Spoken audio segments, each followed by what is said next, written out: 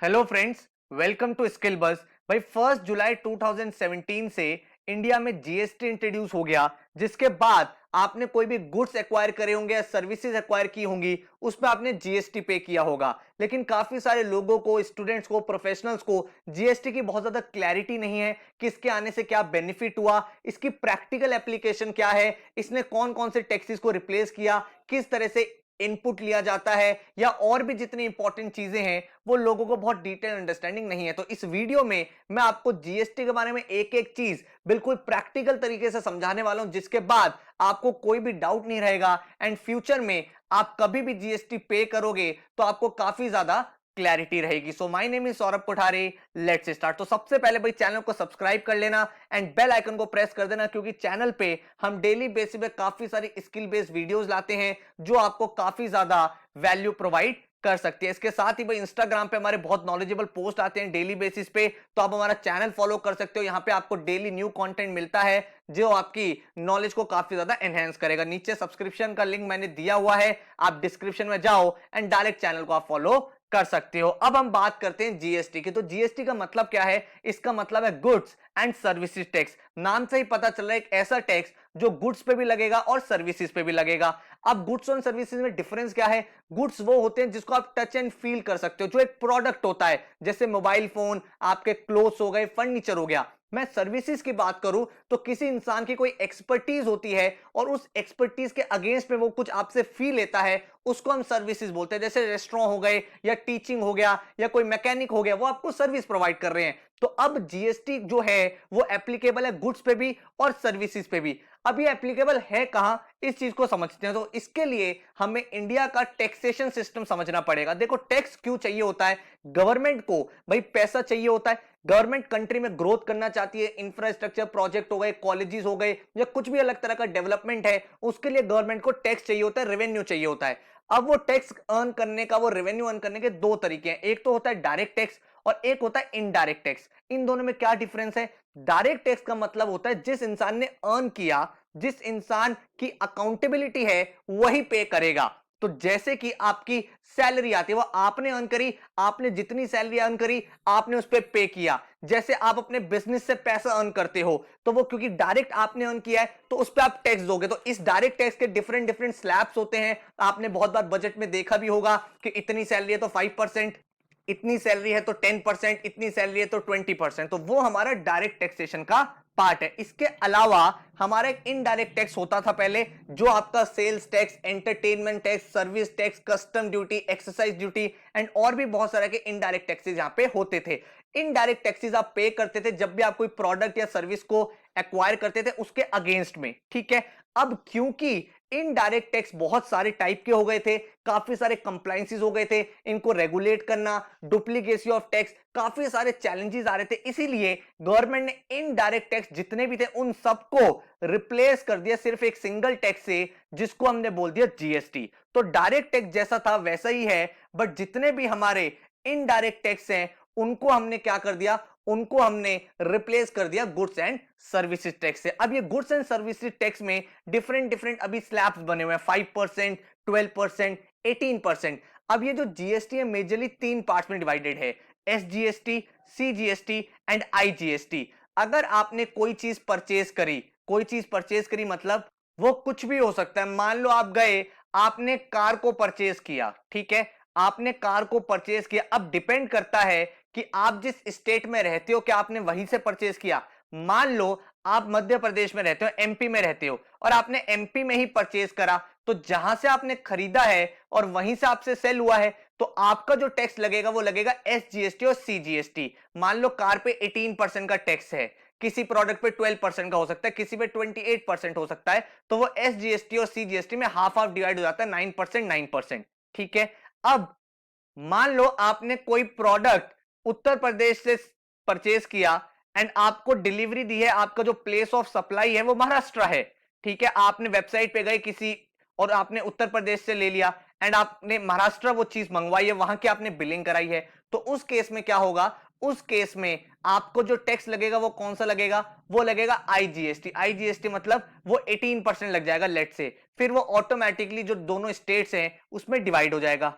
तो बेसिकली इसका मतलब ये हुआ कि अगर कोई सेल हुई है विद इन द स्टेट तो आपका सीजीएसटी एंड एसजीएसटी लगता है हाफ हाफ, एंड अगर सेल हुई है आउटसाइड द स्टेट तो आपका आईजीएसटी लगता है। ये बात क्लियर है? बहुत बढ़िया। इसके बाद हम देखते हैं इसका एग्जांपल क्या है। तो पहले क्या होता था इस चीज को समझते हैं। पहले क्या होता था, मान लो 60 रुपीज की कॉस्ट है, हमने कहा हमारे पास एक प्रोड्यूसर है, प्रोड्यूसर ने अपना सामान होलसेलर को दिया, होलसेलर ने रिटेलर को सेल किया और रिटेलर ने कंज्यूमर या फाइनल कस्टमर को सेल किया। ठीक है, तो गवर्नमेंट पहले क्या करती थी, जो प्रीवियस सिस्टम था उसमें मान लो उस चीज को बनाने की कॉस्ट 60 रुपीज आई, 60 रुपीज में उसने अपना 40 रुपीज का प्रॉफिट रखा। लेट से 10% का टैक्स रेट था, एज्यूम कर रहे हैं वो कुछ भी हो सकता है, तो 100 रुपीज पे 10% का टैक्स लग गया 110 रुपीज। अब 110 की वो चीज हो गई होलसेलर के लिए, होलसेलर ने अपना प्रॉफिट रखा 10 रुपए का, तो 120 रुपीज का प्रोडक्ट हो गया। इस पे 10% फिर टैक्स लग गया 12 रुपीज। भाई जबकि इस 120 में कुछ टैक्स तो यहां पे ऑलरेडी जा चुका है, लेकिन क्योंकि यहां पे डुप्लीकेसी ऑफ टैक्स होती थी तो 12 रुपीज और टैक्स लग गया, 132 का हो गया। अब 132 का हो गया, रिटेलर ने अपना 10 रुपीज का मार्जिन रखा, उसने कहा फाइनल में 142 में बेचूंगा कस्टमर को, टैक्स रेट 10% है, तो 142 पे फिर 10% लग गया, तो 14.2 यहां आ गया। तो फाइनल प्राइस जो कंज्यूमर को पे करना पड़ता था वो 156.2 रुपीज पे करना पड़ता था, जिसमें मल्टीपल टैक्स लग चुके हैं। तो इस प्रॉब्लम को एलिमिनेट करने के लिए, इस प्रॉब्लम से बचने के लिए हमने इंट्रोड्यूस कर दिया जीएसटी को। अब जीएसटी सिस्टम क्या कहता है, ये देखो, ये हमारा जीएसटी सिस्टम का सेम एग्जांपल को हम समझ रहे हैं। अगेन हमारे पास प्रोड्यूसर है, अगेन हमारे पास होलसेलर है, अगेन हमारे पास रिटेलर और फाइनल कंज्यूमर को प्रोडक्ट मिला। अब 60 रुपीज का कॉस्ट लगा प्रोड्यूसर को बनाने में, उसने 40 रुपीज का मार्जिन रखा, 100 रुपीज हो गया। लेट से मैंने कहा जीएसटी रेट 10% है, जीएसटी रेट अलग है, लेकिन क्योंकि मैं आपको कॉन्सेप्ट सिखाने की कोशिश कर रहा हूं तो मैंने कहा जीएसटी मान लो 10 ही परसेंट है, जैसे प्रीवियस सिस्टम में था। तो 10% जीएसटी है, तो हमने क्या कहा कि आप 10% पे करो। ठीक है, 10% किस पे, जो आपका वैल्यू एडिशन है। ठीक है, क्योंकि ये 60 पे पहले से टैक्स लग के आया होगा। ठीक है, तो आपने जो वैल्यू ऐड करी 40 रुपीज की, उस पे आप 10% टैक्स ऐड कर दो। अब 104 है, अब जो होलसेलर है उसने वैल्यू ऐड कर दी यहां पे 10 रुपीज की, 114 हो गया। तो जो आपने एडिशनल वैल्यू ऐड करी है 10 रुपीज, उस पे आप 10% ऐड कर दो, तो कितना हो गया 115। ठीक है, तो 114 प्लस 1 115 हो गया। अब जो रिटेलर है उसने 115 पे 10 रुपीज की और वैल्यू ऐड करी, आपने उस पर फिर 10% जीएसटी चार्ज कर दिया जो वैल्यू ऐड किया था, तो आपने 1 रुपये और ऐड कर दिया, तो 125 प्लस 1 कितना हो गया फाइनल प्राइस 126। तो अब जो है कंज्यूमर को फायदा हो गया। फायदा इसलिए हो गया क्योंकि डुप्लीकेसी ऑफ टैक्स नहीं हो रही है। अब आपका टैक्स सिर्फ उस पर लग रहा है जो आपने वैल्यू को ऐड किया है। बात को समझ पा रहे हो? अब इस वैल्यू एडिशन के लिए एक कॉन्सेप्ट यूज होता है, उसको कहा जाता है इनकम टैक्स क्रेडिट। क्या बोला जाता है? Income tax credit. तो इनकम टैक्स क्रेडिट का क्या मतलब होता है? इनकम टैक्स क्रेडिट का यह मतलब होता है कि जो टैक्स पहले पे हो चुका है, मान लो प्रोड्यूसर ने 100 रुपीज में आपको सेल किया 120 में, और आपने आगे कस्टमर को सेल किया 150 में।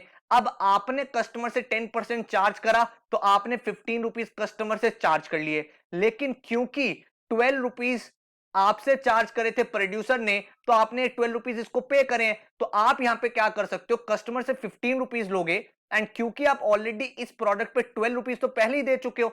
ठीक है, अगर आप 12 रुपीज पहले दे चुके हो तो आप क्या करोगे, 3 रुपए और एक्स्ट्रा दे दोगे। तो जो आपने 12 रुपीज पहले दिए थे इसका क्रेडिट ले लोगे, और जो आपने सामान बेचा है वो आपको टैक्स देना है। तो आपका फायदा हो गया, जो आपने टैक्स दिया था वो आपको क्रेडिट मिल गया, एंड जो आपका एडिशनल टैक्स बनता था वो आपने सेपरेटली पे कर दिया। ठीक है, तो इसका मतलब इनपुट टैक्स का मतलब हुआ कि जो आपने परचेजेस करी है उस पे जो आपका टैक्स बनता है, एंड आउटपुट टैक्स क्या हुआ, आउटपुट टैक्स जो आपने सेल करी है वो। तो जितना आपका आउटपुट टैक्स बना, मान लो 100 रुपीज बना, उस 100 रुपीज में से आप ऑलरेडी 80 रुपीज अपने प्रोड्यूसर को दे चुके हो जब आपने खरीदा था, तो आपकी जो टैक्स लायबिलिटी बनी वो 20 रुपीज की बनी। बिकॉज हमारा जीएसटी का कॉन्सेप्ट यही कहता है कि टैक्स एडिशनल उतने पे ही लगेगा जितनी वैल्यू ऐड हुई है। 80 रुपीज का सामान पहले था, तो आपने 20 रुपए का हो सकता है पैकेजिंग वगैरह कुछ भी ना किया, आपने ट्रेडिंग के पर्सपेक्टिव से सेल कराओ, आपने 20 रुपए से उसकी वैल्यू ऐड कर दी, तो उस 20 पे आपको टैक्स यहां पे करना है। तो अब यहां पे इसी चीज को और डिटेल में समझना चाहते हो तो इस एग्जांपल को देखो,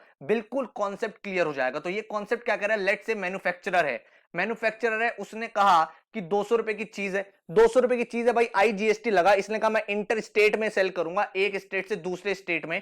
तो आपने 36 रुपीज का 18% के हिसाब से आईजीएसटी लगा दिया। तो आपने होलसेलर से कितने रुपए चार्ज करे? आपने 236 रुपीज चार्ज करे।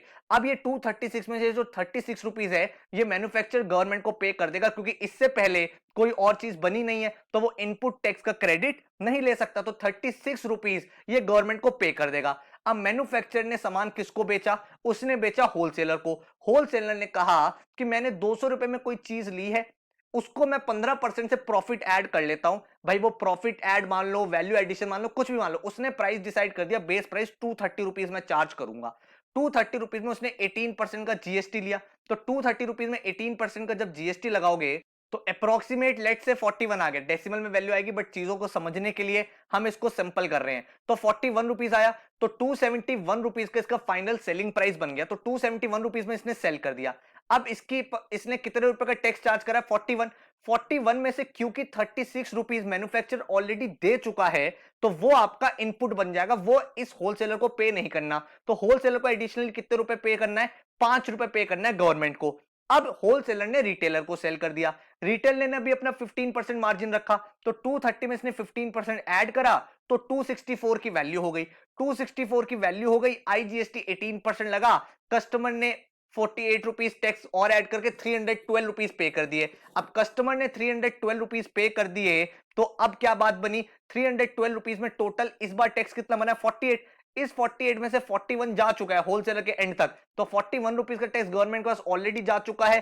तो जो रिटेलर है वो 7 रुपीज एक्स्ट्रा पे कर देगा एंड कस्टमर को ये चीज 312 रुपीज की पड़ गई। तो ये जो 312 रुपीज है इसमें कस्टमर ने फाइनल टैक्स पे किया 48। तो गवर्नमेंट ये कहती है कि जो उस पर्टिकुलर गुड या सर्विस को यूज कर रहा है, मतलब एंड कंज्यूमर, वही उसका टोटल टैक्स पे करेगा। तो मैन्युफैक्चरर ने 36 रुपीज और ये होलसेलर वाला 5 रुपीज और ये वाला 7 रुपीज, सारा एड ऑन होके फाइनल जो बर्डन आया वो किसके ऊपर आया? जो उस प्रोडक्ट या सर्विस को यूज कर रहा है। तो अब आप यहां देख सकते हो डुप्लीकेसी ऑफ टैक्स नहीं हो रहा। टैक्स सिर्फ वही लग रहा है जो एडिशनल वैल्यू ऐड हो पा रही है। और टैक्स दे कौन रहा है? जो एंड कंज्यूमर है, जो फाइनल प्रोडक्ट बनाता या यूज करता है। ठीक है, तो यहां पे आपको मैंने पूरी क्लैरिटी दी है जीएसटी के ऊपर। आई होप आपको इस प्रैक्टिकल आइडिया से, प्रैक्टिकल एग्जांपल से चीजें थोड़ी डिटेल में समझ में आई हैं। अगर भाई आप अकाउंटिंग फाइनेंस के ऊपर और वीडियो चाहते हो, चीजों को समझना चाहते हो, तो नीचे कमेंट में मुझे लिख के बताओ। इसके ऊपर हम आपको और कंटेंट प्रोवाइड करेंगे। अगर आपको ये वीडियो अच्छी लगी है